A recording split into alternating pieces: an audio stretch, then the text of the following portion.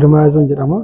Itti gaafatama dhimma ijaarsaa waajjira paartii badhaadhinaa godina Arsii Lixaati. Foorumii kenna tajaajila hawaasa wajjin geggeessinu keessaa kan akka kaayyootti qabannee geggeessinee fi walitti hidhamiinsa hospitaala fayyaa fi hawaasa wajjin qabu sirriitti karaa guutuu ta'een cimsuudhaan hawaasni hospitaalichi tajaajila inni kennu sirriitti hubatee tajaajila akka itti argatu gochuudhaaf kan kaayyeeffatee marii geggeeffamedha. Dabalataan immoo rakkoo kenna tajaajila hospitaalichi qabu keessattuu hawaasni kaasu karaa guutuu ta'een fudhachuudhaan akka maneejimentii hospitaalatti akka boordii hospitaalatti karaa guutuu ta'een irratti hojjechuudha. Hospitaalli Gamboo hospitaala seena qabeessaa fi baroota dheeraatiif hawaasa keenya tajaajilaa ture. Bara 1922tti hojii asitti kan jalqabe. Innis lammiiwwan biyyoota alaatiin kan jalqabe. Haa ta'u malee bara 2012 hospitaalichi gara dhaabbata mootummaatti kan darbe. Isaa asitti hospitaala sadarkaa jeneraalaa jennee akka godina Arsii Lixaatti nama miliyoona 1 oliif tajaajila kennaa jira jechaadha. Maqaan koo Muktaar Abdallaa jedhama. Hojii gaggeessaa hospitaala waliigala Gambooti. Hospitaalli Gamboo yaala garaagaraa kenna. Keessattuu yaala baqaqsanii wal'aanuu olaanaa yookiin salphaa hanga guddaatitti akkasumas dhibee deddeebi'anii yaalu akkasumas dhibee ittisaa irratti dabalatee tajaajilli hospitaalli waliigala Gamboo kennu bal'aadha. Ani maqaan koo Sallamoon Bukii jedhama. Ga'een hojii kootii itti gaafatamaa narsii fi miidwaayifarii yookaan meetireenii hospitaala waliigala Gambooti. Akkasumas immoo kutaa ciibsanii gosa garaagaraatu jira. Meedikaal waardii kan jedhamu jira, saarjikaal waardiin jira, akkasumas peediyaatiriks waardii. Akkasumas immoo kutaa daa'ima kichuu itti ciibsinee yaallu kanniis hin qabna. Akkasumas kutaa OR yookaan opereeshin ruum illee tajaajila kan kennaa jirudha. Akkasumas immoo ART OPD illee kan tajaajila kennaa jirudha. Akkasumas immoo akka ortoopeedik workshop illee ni qabna. Akkasumas tajaajila fiizootiraappii ni qabna. Akka waliigalaatitti tajaajila hospitaalli waliigalaa kennuu qabu kamiyyuu kennaa kan jirrudha. Atichaa jedhama. Jiraattuu ganda Ashookaati. Aanaa Nageellee Arsiiti. Akkuma aanaa kana keessa jirutti hospitaalli kun ollaa aanaa kanaati. Irra guddina nuti hospitaala kana fayyadamaa. Akka kenna tajaajila isaa yoo laalle kenni tajaajila isaa harka duraa irraa dachaan dabalee kan nu fooyyessee nu gargaaru ta'uu isaati. Maal irraa yoo kaase deettuun teenna qara irra baay'inni deettuu manatti deetti. Harka ogeessaatiin deetti manatti ogeessa aadaatiin jechuudha. Amma immoo guyyaa daa'imsaan dura irraa eegaltee hospitaaluma kanatti haala gaarii haala bareedaan ejjoom jatatti deettee kan galaatu ta'u. Maqaan koo Xayyibee Qaabatoo Turiitii jedhama. Yeroo faranjoonni harkaa qabdu nu waan haga faranjootaa kanatti nu gargaaru nutti fakkaataan turre. Haa ta'u malee bulchiifni gaariin haga dhufee fudhatee jedhe anshuraansii fayyaa humna dhabeeyyii fi humna qabeeyyii illee kan kenneetiin jedhe isaan yeroo fayyadamnutti faayidaan faranjiin dur nuu kennitu caalaa amma nuuf kennee mul'ataa jira. Maqaan kiyya Yusuf Muhammad jedhama. Ani dhalataa maas naannoo kanaati. Adaduma bara 2013 14 15 irratti meeshaalee qarnu hanqatan taqaraa caalaa tajaajila uummataa kennuu jalqaban. Tajaajila uummataa kennan maali?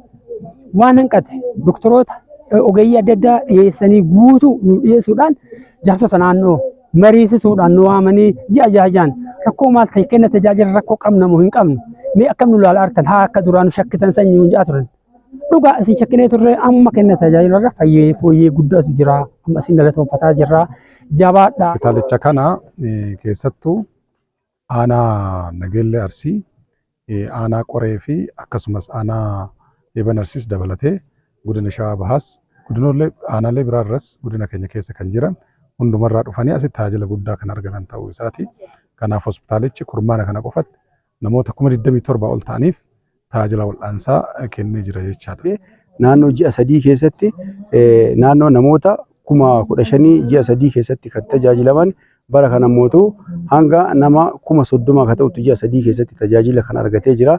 Kanaaf hospitaalli waliigala Gamboo hospitaala yeroo kamuu uummata wajjin dhaabatee uummata keessa jiraatee uummata tajaajilaa jiru jechuu asumaan kaasuu barbaada. Asirratti immoo wanti nu kennaa jirru kun 100% sirrii kennullee jechuullee yoo baanne hagate naannoo parsantaa 90 kan tajaajilu hawaasa keenyaaf tajaajila kennaa kan jirudha. Isaan keessaa tokko tajaajila kennuudhaaf qorichi murteessaadha.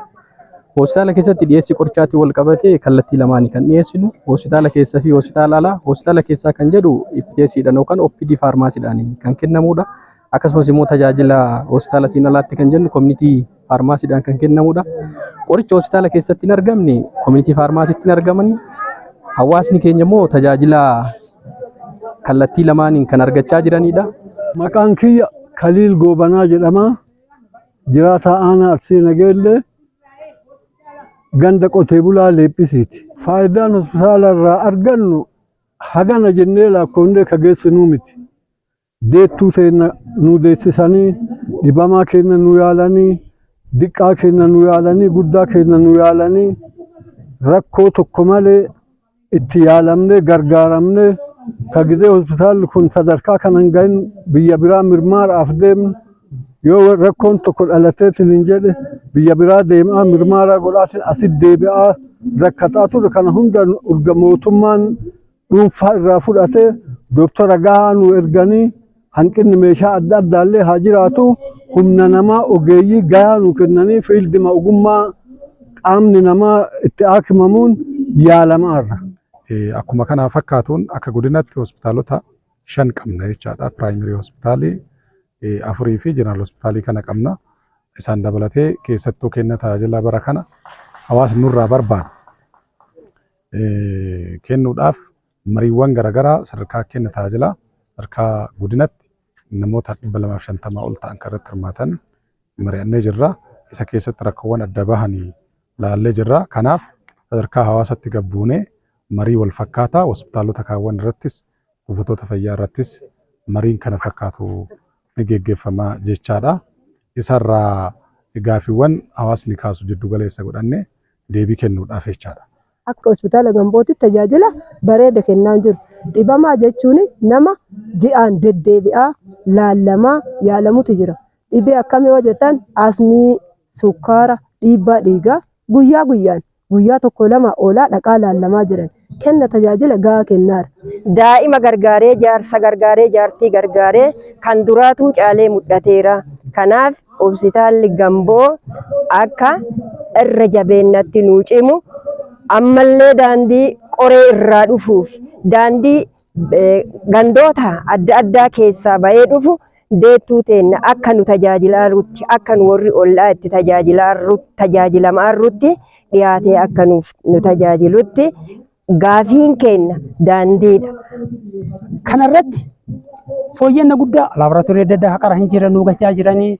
Laaboraatooriin kunneen haqara soqaa fi bakkee adda addaa Shaashimannee bokkoo dhuunfaa irratti guddata deemaa turre amma sanniin illee asumatti argataa jirra. Kenna tajaajila baay'ee fooyya'eetti naannoo kenna akka. Hospitaalli keenya hojiilee gurguddaa hojjetaa jiru keessaa tokko dhimma dhiyeessii qorichaatii fi meeshaalee yaalaa irratti kan hojjetaa jirudha. Kana keessatti ammoo hanqinnaalee qabnu irra dhaabbachuudhaan manaajimentii hospitaalaatii fi boordii hospitaalaa waliin ta'uudhaan qorichi akka yeroodhaan dhiyaatuu danda'anii fi akkasumas yeroodhaan dhiyaatee uummataaf akka ooluu danda'u irratti hojjetaa jirra. Dhiyeessii hospitaala qoricha kennaa ammootu asiin dura gadaanaa kan ture yeroo ammaa kanatti ammootu naannoo parsentii 89 haga 90 irratti gahee jira. Kun ammoo baay'ee nu boonsee jira yookiin ammoo uummata baay'ee tajaajilamu akka tajaajilamu godhee jira. Inni biraa ammoo meeshaalee yaalaatiin wal qabatee kanneen akka meeshaalee maashinoota laaboraatoorii, maashina raajiidhaatiin wal qabatee maashinoota biraa hedduu isaa galchuudhaan uummanni akka irra tajaajilamuu fi akka irraa tajaajilamu gochuu irratti argamna. Kanaanis fooyyee gaarii irra kan jiru ta'uu isaa isin ibsuu barbaadu. Kuni keessattuu inshuraansii fayyaa hawaasaatiin tajaajilli guddaan kan kennamaa jiru. Uwwisa parsantii 100 hawaasni guddina keenyaa miseensa inshuraansii fayyaa waan ta'eef tajaajiloota as keessatti dabalamanii hawaasaaf tajaajila kennuu qabnu hedduu akka mootummaatti inshuraansiin hammatamanii jiranii.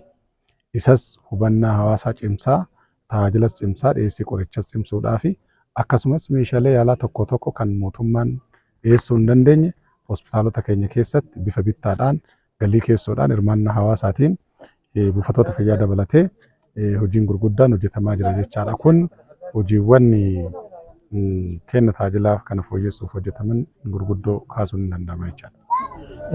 yeroo itti aanuuf sadarkaa kenna tajaajila hospitaalichaa fooyyessuudhaaf xiyyeeffatee kan irratti hojjetamaa jiruu fi karaa guutuu ta'een keessattuu immoo naannawa kenna tajaajilaa dhiyeessii qorichaa, dhiyeessii meeshaalee yaalaa keessattuu simannaa ogeeyyii fayyaa hospitaalichaa hawaasaaf godhu kana hawaasni maal jedhaa kan jedhu kana sirriitti ilaaluudhaan waan hawaasni kaase kana immoo sadarkaa maneejimentiitii fi boordiitti qabachuudhaan fooyyessuudhaaf kan xiyyeeffatamee irratti hojjetamaa jiru.